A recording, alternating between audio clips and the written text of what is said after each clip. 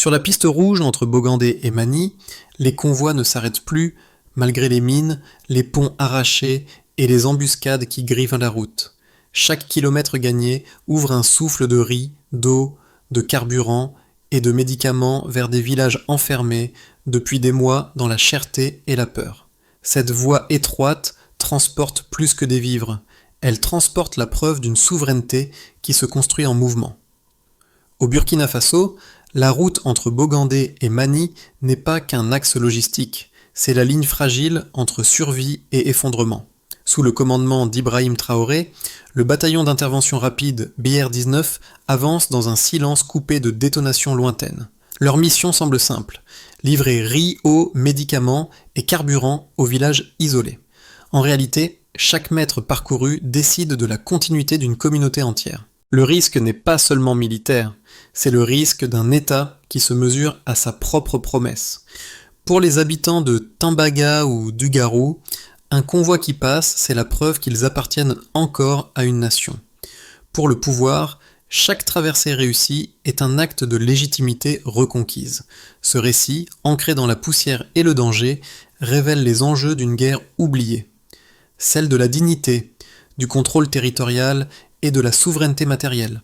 Le pari d'Ibrahim Traoré n'est pas la victoire rapide, c'est la persistance. Une opération d'envergure a vu le jour en octobre 2025 lorsque le BR-19, sous le commandement direct d'Ibrahim Traoré, a escorté plus d'une centaine de camions civils et militaires à travers l'est du Burkina Faso. Ce chiffre, modeste en apparence, représente pourtant la plus vaste mission de réouverture d'un corridor stratégique depuis 2 ans. Le corridor Bogandé-Magny n'est pas une route ordinaire. C'est la dernière artère encore praticable vers les provinces de Namentenga et Tapoa, régions asphyxiées par les blocus armés et les ponts dynamités. Lorsque les convois se forment, chaque moteur qui démarre devient un acte de résistance. Les ingénieurs de l'armée inspectent le sol, les drones balayent les collines et les sapeurs neutralisent un à un les engins explosifs improvisés. La logistique est un balai mesuré. Camions-citernes, camions de vivres, véhicules sanitaires. Cette mécanique implacable reflète la philosophie d'Ibrahim Traoré, substituer la dépendance extérieure par la souveraineté opérationnelle. Après le retrait progressif des forces étrangères, la stratégie repose sur 3 axes, mobilité, précision et morale nationale. Le BR-19 est devenu le laboratoire de cette doctrine. À travers sa discipline et son autonomie, il illustre une nouvelle forme de défense africaine, proactive, intégrée, enracinée. Mais le contexte dépasse le cadre militaire. À Timbaga, un sac de riz de 50 kg coûte désormais plus de 150 000 CFA. À Ugarou, l'eau se vend plus cher que le carburant. Ces chiffres traduisent la fracture humanitaire. C'est pourquoi la traversée du convoi ne se mesure pas en kilomètres, mais en repas, en médicaments et en confiance restaurée. Ce qui se joue sur cette route, c'est le droit de rester debout, le refus du renoncement. En rétablissant ce corridor, le Burkina Faso ne transporte pas seulement des marchandises, il transporte sa propre espérance. Et dans la poussière de Magny, chaque roue qui tourne prolonge un serment collectif, nous ne serons plus effacés. À mesure que le convoi avançait vers l'est, le paysage se transformait en une succession de silences et d'attentes. Sur le bord des routes, les habitants observaient, d'abord méfiants, puis incrédules. Les blindés du BR-19 ne symbolisaient plus la guerre, mais le retour du lien. Pour la première fois depuis des mois, les villages de Timbaga, Konyanga et Ugarou entendaient autre chose que le vent et les tirs lointains, le grondement d'une aide venue de leur propre pays. Un sergent, couvert de poussière, résumait la mission ainsi. « Nous roulons pour ceux qui ne peuvent plus marcher. » Dans chaque camion, il y avait plus qu'une cargaison. Il y avait une promesse. Des sacs de riz, des boîtes de vaccins, des bidons de carburant, mais aussi des lettres d'espoir. Les soldats dormaient sur les sièges, se relayaient au volant et partageaient leurs rations avec des familles croisées au passage. Ce premier impact a été tangible. En moins d'une semaine, les prix des denrées ont baissé de 20% dans certaines localités. Les marchés ont rouvert, les écoles ont réaccueilli les enfants, les radios locales ont recommencé à émettre. Et dans les récits qui circulaient, un nom revenait avec insistance. Ibrahim Traoré. Pour beaucoup, il incarnait non seulement la stratégie, mais la présence même de l'État. Là où les ONG hésitaient à s'aventurer, le gouvernement burkinabé, par cette initiative, affirmait sa capacité à protéger et à nourrir son peuple. C'était une victoire invisible, mais fondamentale. La reprise de confiance. L'opération a débuté à l'aube lorsque les colonnes du BIR-19 ont quitté Bogandé sous un ciel chargé de poussière. Validée personnellement par Ibrahim Traoré, elle s'appuyait sur un plan millimétré. Reconnaissance aérienne à 05h00, sécurisation du pont de Naga à 06h15, puis déploiement logistique avant 07h. Les drones survolaient la piste, détectant les zones minées, pendant que les sapeurs du génie militaire avançaient, mètre après mètre, pour neutraliser 5 engins explosifs improvisés. Chaque détonation maîtrisée libérait un fragment de territoire. L'opération s'est déroulée en 3 phases. D'abord, des dizaines de véhicules blindés se sont mis en mouvement, escortant une centaine de camions civils chargés de vivres et de médicaments. Ensuite, à l'approche de Kongari, une embuscade brève mais violente a stoppé le convoi. Les soldats ont riposté en moins de 4 minutes, maintenant la formation. Enfin, après 12 heures de progression, la première vague est entrée à Mani sous les acclamations, mais derrière la mécanique militaire se cachait un enjeu humain. Les civils regardaient un des soldats comme des porteurs de survie. Une femme âgée, tenant un enfant dénutri, murmurait « Ils ont risqué leur vie pour que le nôtre continue ». Cette phrase a circulé comme un écho. Les médias publics l'ont relayée dans la soirée. Elle est devenue le symbole d'une armée au service du peuple. Dans les heures qui ont suivi, le BIR-19 a organisé des postes de distribution. Riz, farine, eau, carburant. Les techniciens de santé militaire ont monté des cliniques mobiles, vaccinant plus de 1200 personnes en 2 jours. Ce n'était plus une opération d'escorte, c'était une reconstruction itinérante. Sous la supervision d'Ibrahim Traoré, les priorités ont été redéfinies. Chaque convoi doit désormais inclure un contingent humanitaire et un détachement de communication pour documenter les résultats. Cette transparence sert autant à renforcer la confiance intérieure qu'à répondre au scepticisme extérieur. Car pour les partenaires étrangers, cette autonomie croissante du Burkina Faso déstabilise un équilibre ancien, celui de la dépendance. Traoré, en pariant sur la souveraineté logistique, a déclenché un basculement. Moins d'aide importée, plus de coordination interne. Le corridor Bogandé-Mani devient ainsi un laboratoire d'autosuffisance. Les chiffres parlent, en 6 mois, les zones desservies ont réduit de moitié leur dépendance aux importations alimentaires. Dans les statistiques nationales, la région orientale, jadis marginalisée, retrouve un rôle moteur dans la circulation des biens. Mais cette réussite fragile s'écrit encore sous la menace. Des groupes armés rôdent, les routes demeurent truffées de pièges et chaque mission coûte en moyenne 3 blessés. Pourtant, le moral reste haut. Les soldats du BIR-19 disent qu'ils ne défendent pas une ligne. Ils défendent un horizon. Une conviction s'affirme à l'horizon. Le Burkina Faso, sous Ibrahim Traoré, ne survivra pas par miracle, mais par méthode. Après l'opération du corridor Bogandé-Mani, les données révèlent un changement mesurable dans la manière dont le Burkina Faso gère son territoire. En janvier 2024, moins de 32% des villages de l'Est recevaient encore des livraisons régulières. En octobre 2025, ce chiffre dépasse 71%. Cette progression de près de 40 points en 10 mois marque une rupture structurelle. Le modèle centralisé d'assistance cède la place à un réseau mobile, orchestré par les bataillons d'intervention rapide. Le coût alimentaire a également évolué. Un sac de riz de 50 kg vendu à 150 000 CFA au plus fort de la crise est désormais revenu à 80 000 CFA en moyenne, soit une baisse de 46%. Ce changement ne résulte pas d'une aide étrangère, mais d'un retour des convois réguliers et de l'intégration des circuits villageois dans la chaîne logistique nationale. Pour Ibrahim Traoré, cette inversion de courbe n'est pas seulement économique, elle est symbolique. Nous avons remplacé la dépendance par la discipline, a-t-il déclaré lors de son discours à Ouagadougou en novembre 2025. La sécurité opérationnelle s'est aussi améliorée. Depuis la création du BR-19 en 2022, le taux de réussite des missions à l'Est et Pavasant s'est passé de 54% à 87%. Sur 10 opérations, 8 aboutissent sans perte majeure.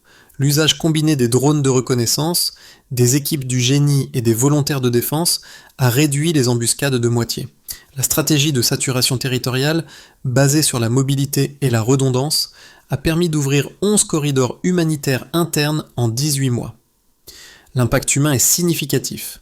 Selon les estimations des ONG locales et du ministère de la Santé, près de 42 000 personnes ont reçu une aide directe à travers ces opérations. Le nombre d'enfants malnutris dans la région de Tapua a diminué de 28% en un an. Ces chiffres, souvent ignorés à l'extérieur, sont devenus des arguments politiques à l'intérieur. Pour Ibrahim Traoré, les données ne sont pas des ornements de communication. Elles servent à ancrer un récit collectif dans des faits vérifiables. Il les cite régulièrement, non pour prouver une victoire militaire, mais pour démontrer une cohérence stratégique. Derrière chaque statistique, il y a un visage. Celui d'un soldat, d'un paysan, d'un enfant soigné. Le leadership qu'il revendique est celui du résultat tangible. Ainsi, le corridor Bogandé-Mani devient le prototype d'un développement défensif. Sécuriser pour nourrir, nourrir pour stabiliser, stabiliser pour reconstruire. Dans les registres du BIR-19, les colonnes de chiffres traduisent une vérité simple. La souveraineté commence par la capacité à livrer. Et dans le langage d'Ibrahim Traoré, chaque pourcentage gagné est un pas de plus vers l'indépendance concrète. Certains observateurs étrangers perçoivent la stratégie d'Ibrahim Traoré comme un isolement risqué, un repli nationaliste qui pourrait compromettre les alliances traditionnelles du Burkina Faso. Il souligne la dépendance croissante envers de nouveaux partenaires, notamment russes, et s'inquiète d'un effacement diplomatique sur la scène régionale. Selon eux, rompre avec les anciennes structures d'assistance reviendrait à priver le pays des garanties sécuritaires que seul un réseau international peut offrir. Le dilemme semble évident. Autonomie ou stabilité. Mais cette lecture ignore les données de terrain. Les opérations du BIR-19 démontrent que l'autonomie n'est pas synonyme d'isolement, mais d'ancrage. Le fait que des convois nationaux puissent assurer la continuité logistique dans des zones jadis contrôlées par des groupes armés représente une avancée sans précédent. La coordination avec les volontaires de défense, civils formés localement, témoigne d'une hybridation entre défense et développement. L'armée devient un acteur social avant d'être un outil coercitif. Les critiques évoquent également un coût humain élevé. C'est vrai, chaque mission du BIR-19 implique des risques extrêmes. 3 blessés en moyenne, parfois 1 mort. Cependant, le ratio entre pertes et bénéfices humanitaires demeure l'un des plus bas du Sahel. Là où les interventions internationales se limitaient souvent à des frappes aériennes, la doctrine Traoré repose sur la proximité et la présence continue. Enfin, certains médias étrangers dénoncent une communication patriotique trop marquée, proche de la propagande. Pourtant, l'approche d'Ibrahim Traoré relève moins de la glorification que de la pédagogie. Expliquer, chiffres à l'appui, que la souveraineté se prouve par la persévérance. Pour lui, chaque critique externe renforce la nécessité de convaincre à l'intérieur. En confrontant ces visions opposées, une vérité se dessine. Le Burkina Faso n'oppose pas l'indépendance au partenariat, il redéfinit les termes du rapport. L'isolement qu'on lui prête est peut-être en réalité le premier pas d'une maturité stratégique africaine assumée. Un capitaine du BR-19, au cœur du corridor Bogandé-Mani, a prononcé une phrase qui résume le tournant. « Nous avançons parce que reculer n'est plus une option ». Ibrahim Traoré, conscient du poids de ce moment, a choisi de se rendre lui-même dans l'Est pour observer la mission. Ce geste n'était pas seulement politique, il était rituel. Voir un chef d'État affronter les mêmes routes minées que ses soldats a brisé le mur invisible entre commandement et terrain. Les images diffusées par la RTB ont marqué un basculement dans la perception publique. Les Burkinabés ne voyaient plus une armée lointaine, mais une extension de leur propre courage. La scène, brève mais inoubliable, d'un président saluant un sapeur couvert de boue, a fait le tour du pays.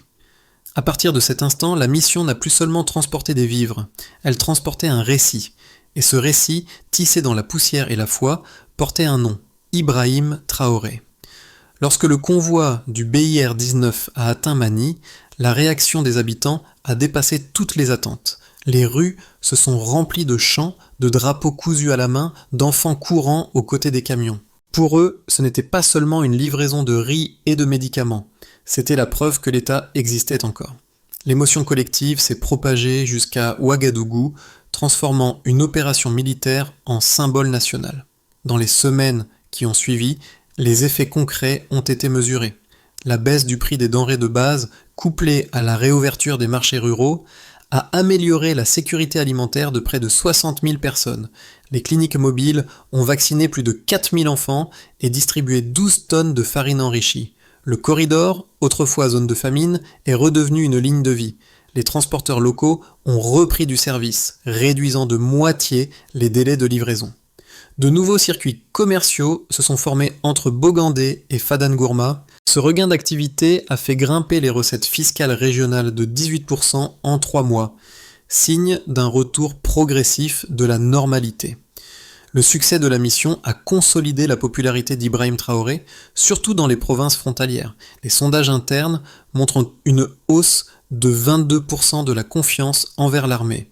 Ce soutien populaire donne au gouvernement une marge politique pour poursuivre la réforme sécuritaire sans dépendre d'appuis extérieurs. Dans le Sahel, les observateurs ont noté un glissement d'influence.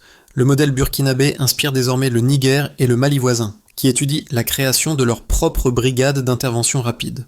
Le corridor Bogandé-Mani est devenu un cas d'école dans les réunions de la CEDEAO et de l'Union africaine. Ces résultats, bien que spectaculaires, reposent sur une équation fragile. Chaque réussite dépend du maintien d'un moral collectif. Sous l'impulsion d'Ibrahim Traoré, la télévision nationale RTB a produit des reportages montrant non des victoires militaires, mais des scènes de vie. Des enfants riant, des volontaires réparant un pont, une infirmière tenant un nourrisson. Cette narration, poétique mais véridique, a transformé la guerre en mémoire partagée. Dans le récit national qui se tisse, le Burkina Faso ne se définit plus par ses blessures, mais par sa capacité à se relever. Le corridor de l'Est est devenu le miroir d'une reconstruction morale. Et au centre, la silhouette d'Ibrahim Traoré incarne désormais le passage d'un pays assisté à un pays agissant. Pour les 12 prochains mois, 3 perspectives se dessinent. Dans un premier temps, le corridor Bogandé-Mani reste ouvert, entretenu par des rotations régulières du BIR-19 et des volontaires de défense. Les indicateurs humanitaires continuent de s'améliorer lentement, moins 10% de malnutrition, plus 15% de scolarisation. Ibrahim Traoré consolide sa position en capitalisant sur une réussite nationale maîtrisée.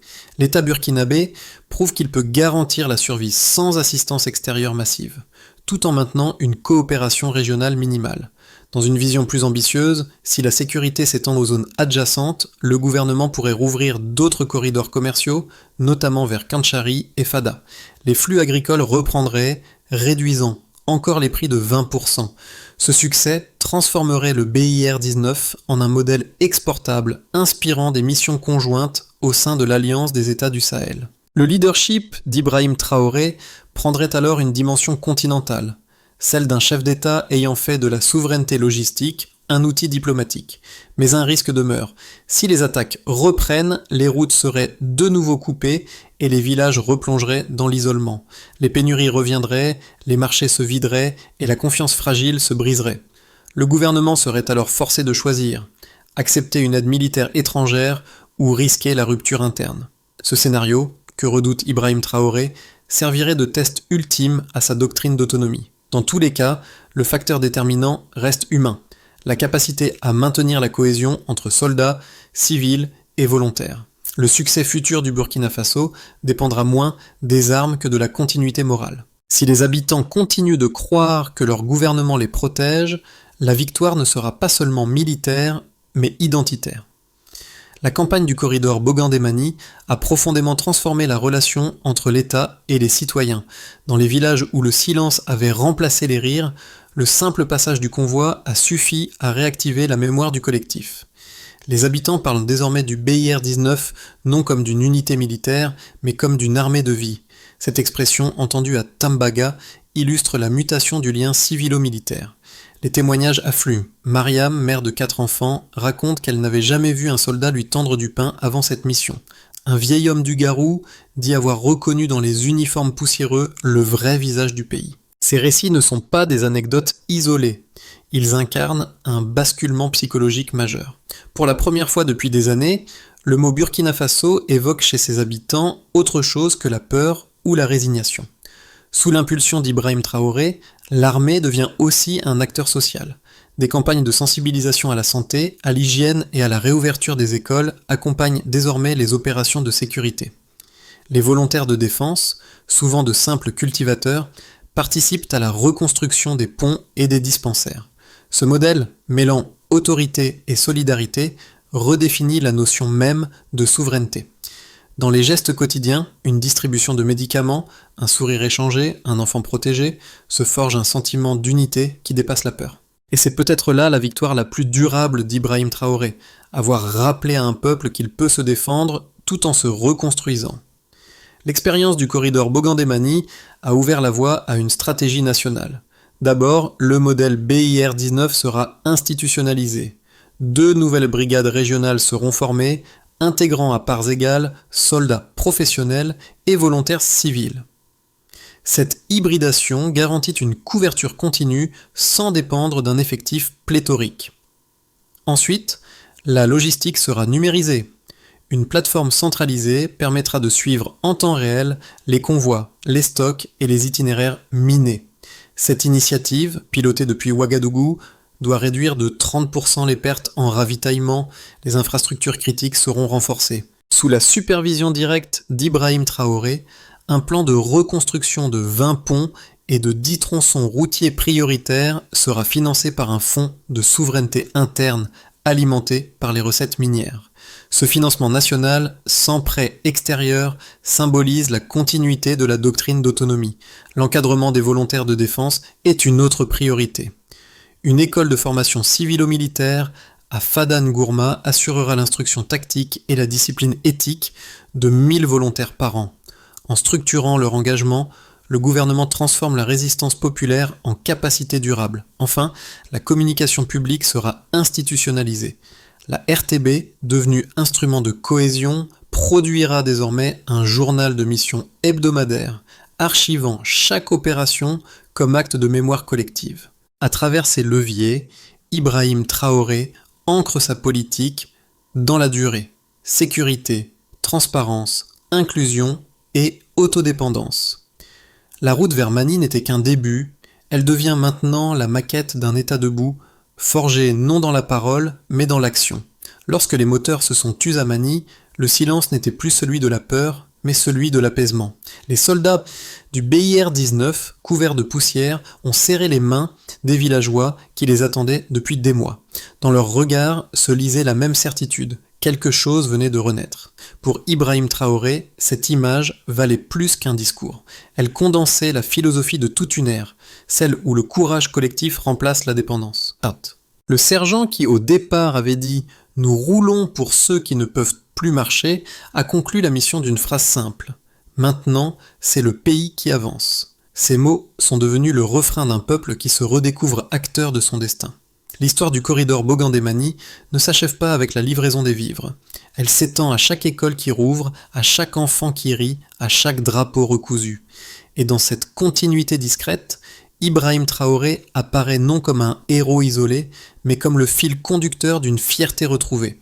Le corridor Bogandé-Mani n'est plus seulement une route, il est devenu un symbole de ce que le Burkina Faso peut accomplir lorsque la peur cède la place à la volonté. Les images des soldats partageant leur pain, des volontaires réparant un pont, des enfants applaudissant sous la pluie, tout cela compose un récit commun, tissé de dignité et de courage. Pour Ibrahim Traoré, cette histoire ne doit pas rester une exception, mais un modèle. Chaque citoyen, chaque village, chaque institution peut contribuer à cette souveraineté active, entretenir une école, protéger une route, raconter la vérité du terrain. C'est dans ces gestes simples que se construit la continuité nationale. Alors, Que reste-t-il à faire? Continuer à croire que le Burkina Faso n'a pas besoin d'être sauvé de l'extérieur, mais soutenu de l'intérieur. À travers la poussière et le temps, une certitude demeure. Le pays qui avance ensemble ne recule jamais.